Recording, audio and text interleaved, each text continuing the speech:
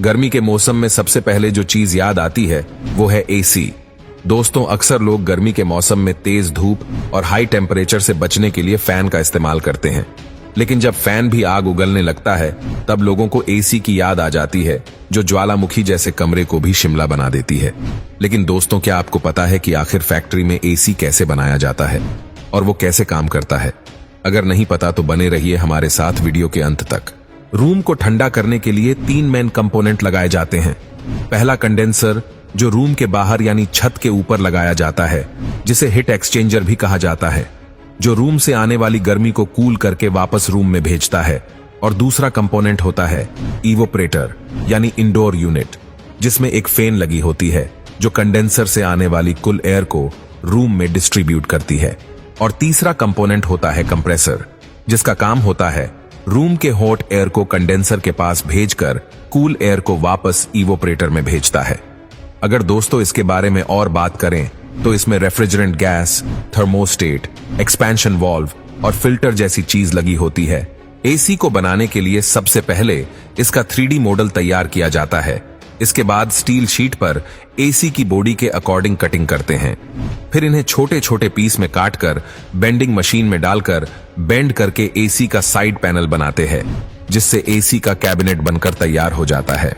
अब सभी पार्ट को पेंटिंग रूम में भेजकर व्हाइट कलर स्प्रे कर दिया जाता है। अब बॉडी के सभी छोटे बड़े पार्ट बनकर तैयार हो जाते हैं। फिर फैन को बनाने के लिए मोल्डिंग मशीन में प्लास्टिक के लिक्विड को डाल दिया जाता है। अब फैन बनकर तैयार हो चुका है। अब नेक्स्ट है हॉट कोयल, यानी कंडेंसर में लगाने वाली कोयल रोड को बनाने की बारी। तो इसे बनाना स्टार्ट होता है कॉपर ट्यूब को एक फिक्स लेंथ में काटने से। फिर इन कॉपर ट्यूब को बेंडिंग मशीन में डालकर कंडेंसर ट्यूब का शेप दिया जाता है। अब एल्यूमिनियम कोयल का एक मोटर लेयर बनाकर उसमें कॉपर ट्यूब को डाल दिया जाता है और कोयल ड्राइव को ओवन में डालकर इस पर एक खास तरह के ऑयल को लगाया जाता है।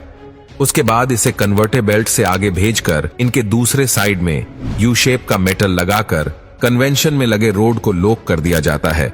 उसके बाद इन रोड को फिट कर दिया जाता है। फिर इसे पानी में लीकेज टेस्टिंग के लिए रखा जाता है। अब इसे फोल्डिंग मशीन में डालकर 2 लेयर में फोल्ड कर दिया जाता है, जिससे कंडेंसर कोयल बनकर तैयार हो जाती है।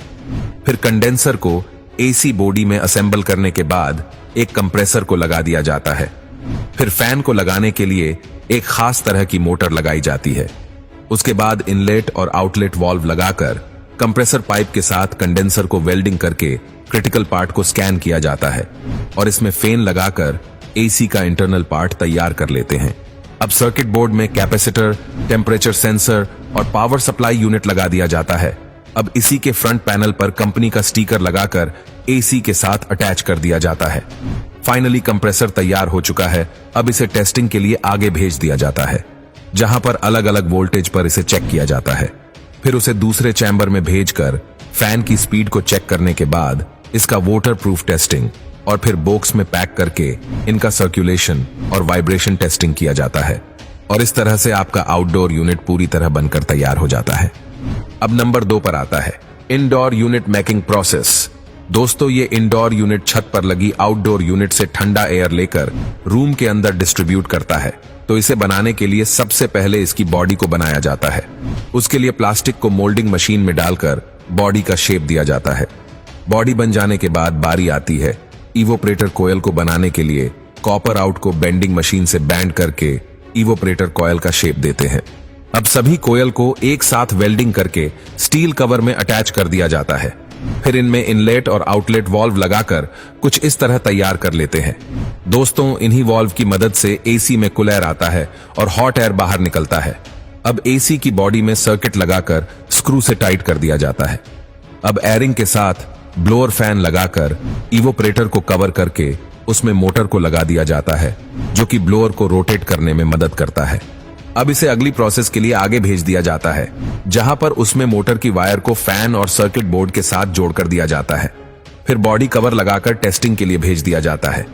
टेस्टिंग के बाद इस पर कंपनी का स्टिकर लगाकर इसे मार्केट में भेज दिया जाता है।